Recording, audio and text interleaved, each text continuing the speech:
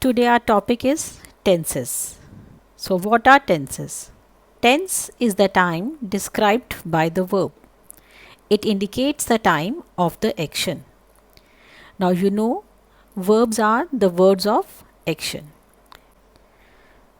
When you need to describe an action, you have to tell when did the action take place.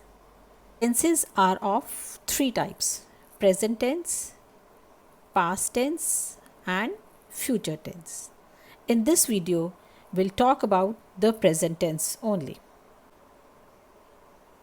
A tense that expresses an action that is currently going on or habitually performed, or a state that currently or generally exists, is known as present tense. For example, I eat. The four subcategories of the present tense are: number 1, simple present tense; number 2, present continuous tense; number 3, present perfect tense; and fourth one is present perfect continuous tense. This is simple present tense. It is used to state facts, habits, and routine work. Let's read some examples. The sun rises in the east. It is a fact.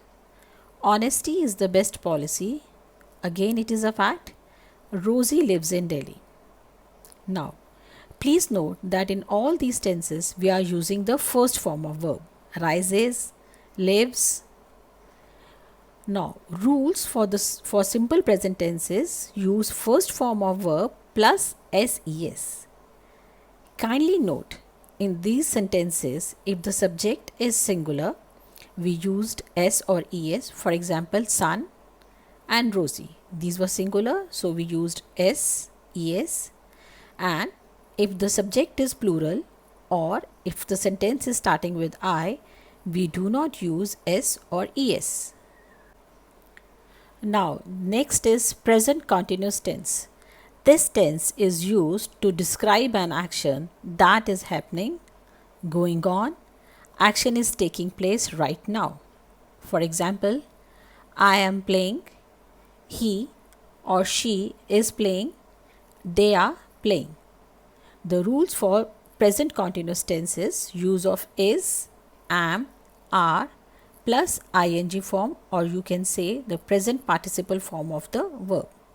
And don't forget, is used if the subject is singular, am is used for I, and are is used for plural subjects. Next is present perfect tense. This tense is used to indicate an action that has been completed just now. Example, I have played, or he or she has played. Rules for present perfect tense is has, have plus third form of the verb.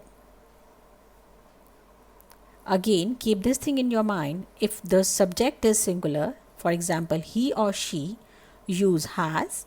If the subject is plural, they, we, use have.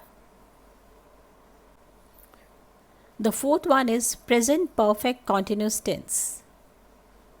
It shows an action that started in the past and is continuing in the present time. Let's read some examples. He has been playing football for an hour. I have been writing a poem since morning. We have been studying in the library for 3 hours. The rules are has or have plus been plus ing form of the verb. Keep this thing in mind. If the subject is singular, use has. If the subject is plural, use have. In addition to that, always add been in the sentence. Let's look at the examples again. When we are talking about singular subject he, we are using has been. When we are talking about plural subject we are using have been. And when we are talking about I, we will again use have been.